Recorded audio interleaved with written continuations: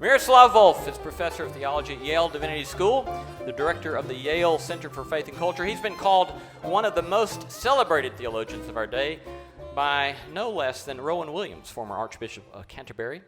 And his work ranges broadly as he seeks to bring Protestant theology into fruitful dialogue with the disciplines of politics, economics, and interreligious dialogue. Please welcome from Yale, Professor Miroslav Volf.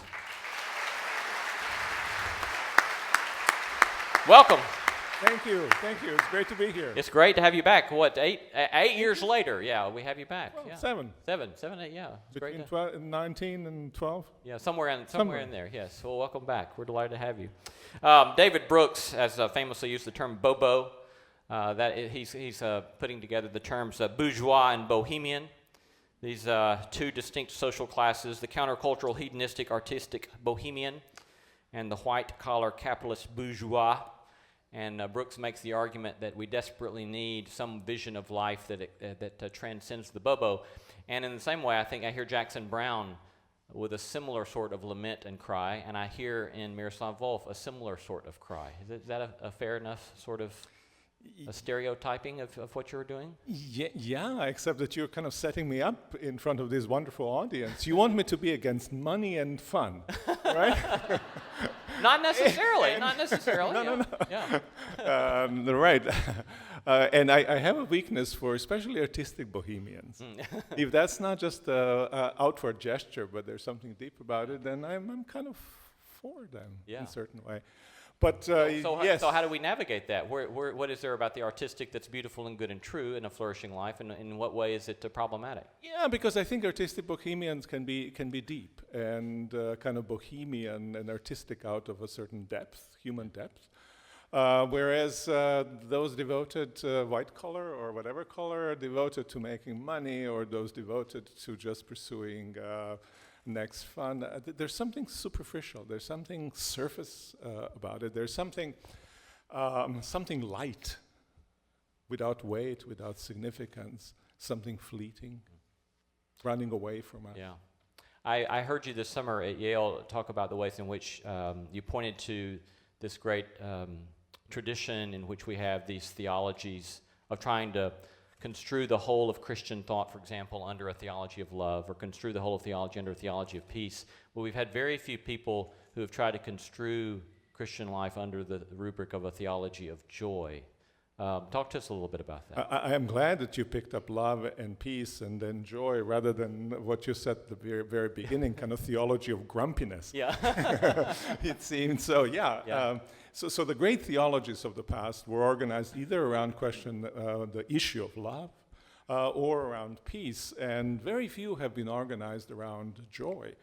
And it's surprising, though, when you look sometimes at the experience of the churches and of Christians, they're kind of grumpy people toiling along towards some kind of hope for happiness. But if you look carefully at the liturgies of the church, if you look carefully also, especially at the New Testament texts, they're full of joy. If you look at the Hebrew Bible, Old Testament, full of joy.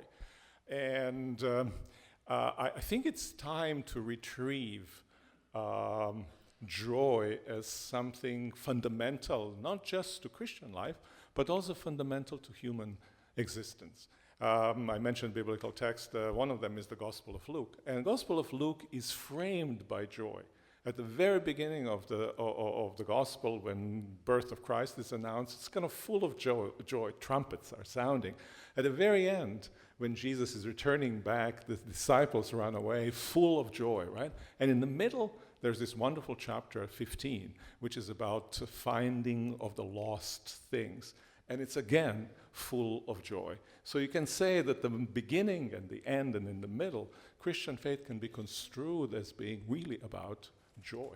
But you're not describing, I suppose, mere kind of happyology. Yeah, I have nothing against being happy, right?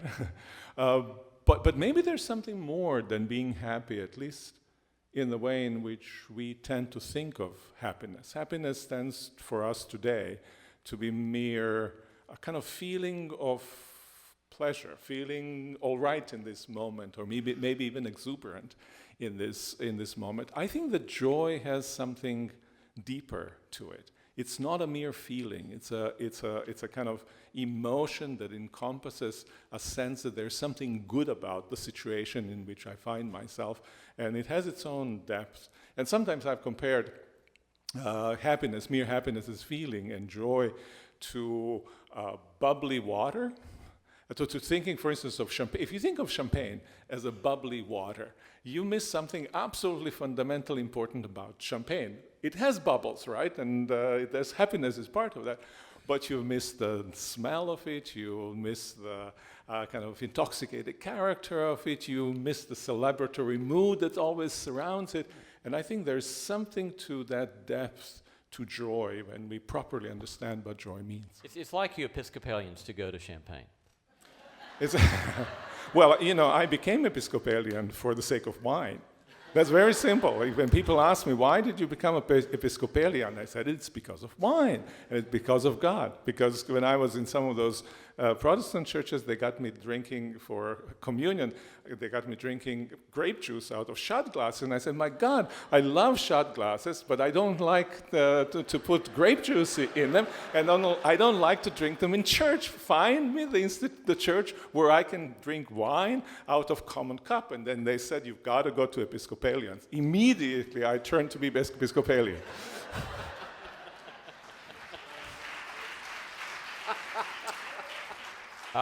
Yesterday, you introduced me to this to a Jewish tradition that teaches that we should always seek to, as I understood you, always seek to lament alongside our joy. And I went back to my office, and actually I have a board in my office from a George Herbert poem. George Herbert, a little after Shakespeare, I suppose, English poet. And he has this beautiful poem called Bittersweet. He says, ah, my dear angry Lord, since thou dost love and strike, cast down, but help afford, sure, I will do the like. I will complain and praise. I will bewail, approve, and all my sour, sweet days I will lament and love. So I heard echoes of Herbert in you talking about this sort of notion of lamenting alongside joy. So talk to us a little bit about what that practice might look like or what that might mean. Absolutely beautiful, what you've read, what you've recited. Yeah, and I think that's one of the differences, as I see it, between mere happiness. I say mere, it's good, mere happiness and joy. And that is that in joy, there can be simultaneity of sorrow. There can be simultaneity of joy and lament. We all experience that when we go to a funeral of a dear friend. There's a kind of celebration of life, and yet there's a lament because the friend has departed. And I think when we think about joy, we can rejoice over some things, but at the same time lament other things. And indeed, I think a joy to be somehow true to the state of the world, to my state, has to keep in mind that there is sorrow to be had, and that there are others who are sorrowful right at the moment when I am rejoicing, and that my joy would somehow be false if it was forgetful of their sorrow. And so a light reminder that everything isn't that moment of joy that I'm experiencing is really important to the integrity of the joy itself.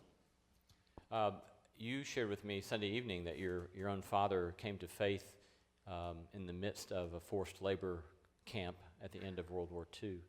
Can you describe that? And which in terms of what you're talking about, coming to faith for him also meant coming to joy and a flourishing life. So talk to us a little bit about that. Yeah, when my dad was an 18-year-old kid who, by mistake, ended up first on a death march for about a month and a half, marching about 30 miles a day on 200 calories, with the purpose of killing as many of them who were marching as possible, and then turn the remainder into labor camp inmates. And he was, because it was a mistake, he was absolutely furious the entire time. He was in hell, experiencing hell around him, and there was a hell inside him, in his own soul. And as he told the story about it, and always the question was, If you know the end of it, he's finding God right there in this camp. And then my question always was, can you find joy in hell? Can you find love in hell? And he did. And he did because there's some guy who was a little bit weirdo guy, tall, his limbs going every which direction, not quite fully himself, at one with himself, and yet some kind of inner beauty of his soul was there, who was talking to my father in the midst of this hell about God being love. And my father was furious at the idea that God, who is up there sitting finally on his hands doing nothing, can be described as love when he is undergoing this incredible suffering. And I won't go into details, but in an inexplicable way to him and to me, he was in the midst of that, gripped with the reality of God's love, that God is love. He kind of relented to the idea that God is love. And I think this was almost kind of a rebellion against the world in which he was caught. It was affirmation from the depths of his soul that there is primacy to the goodness, primacy to love over whatever hatred has been boiling in his soul as a reaction to experiences, negative experiences that he has had. And for me, that became always a symbol how, in the worst possible circumstances, the best can emerge. In every swamp, there's a potential for a lily to grow. Miroslav Volf will be back second half. Thank you.